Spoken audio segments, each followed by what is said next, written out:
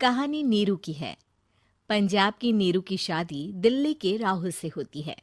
दिल्ली कितना बड़ा शहर है ना, लेकिन आप लोगों का घर तो बहुत छोटा है। हमारे पंजाब में तो ये बड़े बड़े घर होते हैं कि मजा ही आ जाता है। कोई बात नहीं नीरू, मैं भी तुम्हारे लिए बहुत बड़ा मकान बनाऊंगा, बहुत जल्दी। नीरू के पिता जहाँ पंजाब के जाने माने व्यापारी थे, वहीं उसका पति राहुल दिल्ली में एक सिंपल नौकरी करता था। माँ, यहाँ तो घी मक्खन इतना महंगा है कि क्या बताऊं। मैं तो तरस ही जाती हूँ घी खाने के लिए। नीरू की माँ को ये सुनकर बहुत दुख होता है। मेरी बेटी को घी नसीब नहीं हो रहा है और ये बहू यहाँ बैठकर घी में शक्कर डाल रही है। देख वनिता, मैं साफ कह रही हूँ, इस घर में जितना घी आएगा उतना ही मेरी बेटी के घर दिल्ली भी जाएगा। अरे, ये क्या बात होती है माँ जी? बेटी का उतना ही करो जो अच्छा लगे। अब क्या मायके से घी और मक्खन तक की सप्लाई करोगी आप? हाँ, मेरी बेटी किसी चीज को तरसे मुझसे बर्दाश्त नहीं होता। अब क्या था, नीरू के मायके में 2 किलो घी आता तो 2 किलो दिल्ली जाता नीरू के पास। एक दिन, माँ, बड़ी गर्मी पड़ती है दिल्ली में। इस घर में तो एक ही एसी है और वो भी ड्राइंग रूम में। सारा परिवार एक ही कमरे में सोता है। हाँ बेटा, वो तो हर घर की कहानी है।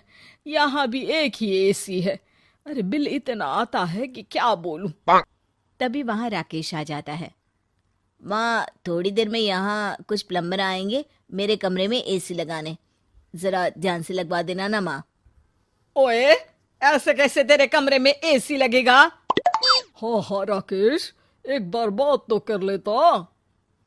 अरे पापा, वो वनिता को गर्मी में नींद नहीं आती।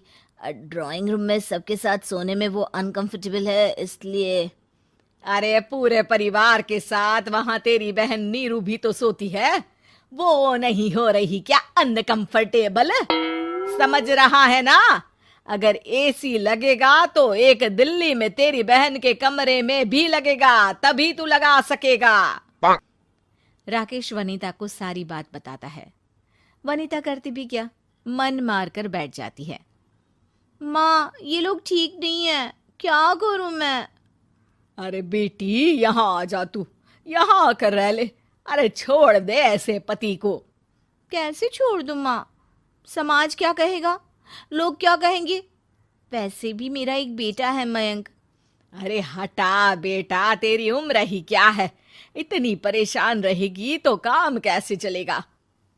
खैर, बात आई गई हो जाती है। माँ को लगता है कि नीरू ठीक है, तो वहीं नीरू के मन में एक ही लाइन चल रही होती है, यहाँ आजा। माँ ने तो बोल ही दिया है कि यहाँ आजा। बस मयंक थोड़ा सा बड़ा हो जाए, इन गरीबों को छोड़कर मैं वापस माँ के पास ही चली जाऊंगी। वो इसी सोच में बाजार में चल रही थी कि मैम, आपका दुपट्टा जमीन को छू रहा है। नीरू जैसे ही उस लड़के की तरफ देखती है, देखती ही रह जाती है। हाय रे, कितना सुंदर लड़का है ये। अब क्या हुआ? मैंने कहा आपका दुपट्टा। तो खुद ही उठाकर दे दो ना।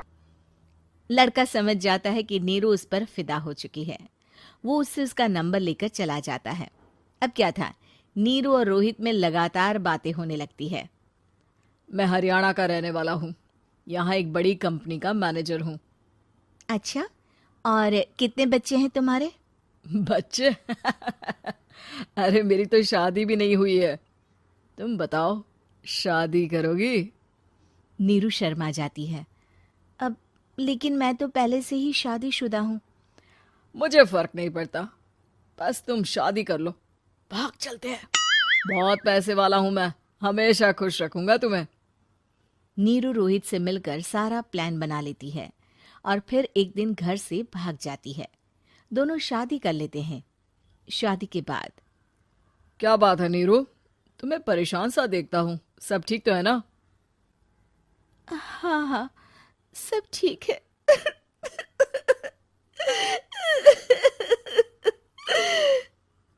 ये कहते कहते ही वो रोने लगती है। अरे क्या हो गया, रो क्यों रही हो? मैंने तुमसे एक बात छुपाई है। और वही बात अब मुझे परेशान कर रही है। रोहित, मेरा एक बेटा भी है, उसका नाम मयंक है। क्या बात कर रही हो? ये तुमने मुझे पहले क्यों नहीं बताया? देखो नीरू, मेरी माँ को मैंने ये नहीं बताया है कि तुम शादीशुदा हो। बच्चा मैं मैनेज नहीं कर पाऊंगा। नीरू को समझ में नहीं आता कि वो क्या करे। तुम उस बच्चे को अपनी माँ को क्यों नहीं दे देती? नीरू चुपके से माँ को फोन करती है। माँ, क्या मयंक को तुम रख सकती हो? बेटा, मैं राकेश के साथ बात करती हूँ। आखिर घर का बेटा वही है, जो वो बोलेगा। वैसे भी बेटा, तूने जो किया है ना, उसके बाद से पूरा घर तेरी बुराई कर रहा है। मैं भी अब किसी से तेरे लिए लड़ नहीं सकती। राकेश बेटा, नीरू ने तो जो किया बहुत ही बुरा किया, लेकिन मैं सोच रही थी कि क्यों ना मयंक को हम यहाँ ले आए। तभी वनीता बोल पड़ती है। वाह जी, ऐसे कैसे यहाँ ले आए? यहाँ क्या भंडारा भरा है?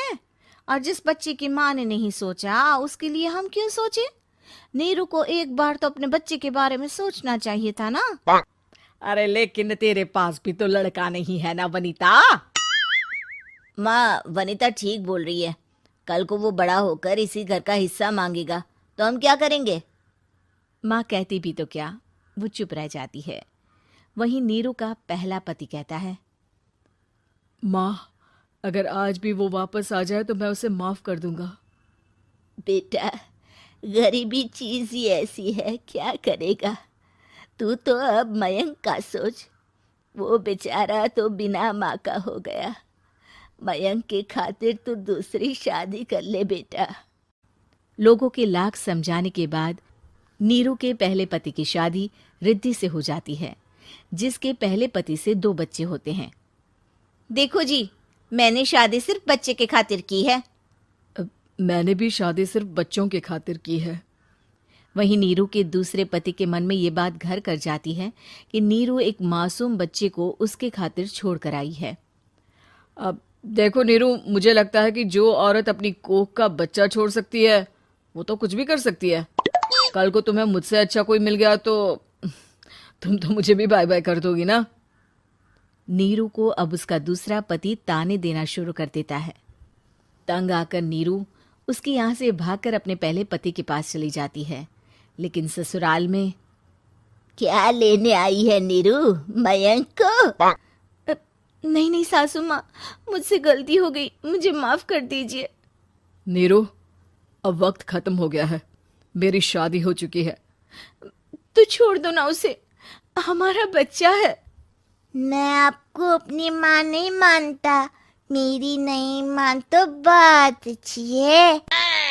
नीरू मयंक की बात सुनकर समझ जाती है कि उसके पास अब न आसमान रहा ना ही जमीन।